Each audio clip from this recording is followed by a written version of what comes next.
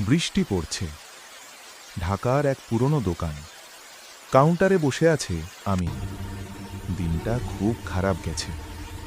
দোকান বন্ধ করার সময় কাউন্টারের নিচে চোখ পড়ে তার। একটা খাম খুলে দেখে ভর্তি টাকা, কারো ভুলে ফেলে যাওয়া। ভাড়া বাকি, বাড়িতে চাল নেই, মেয়ের স্কুল ফি আটকে আছে। এই টাকায় সব ঠিক হয়ে যেতে পারে। হঠাৎ মনে পড়ে যায়, এটা আমার না। কিয়ামতের দিনের কথা বুকে আঘাত করে।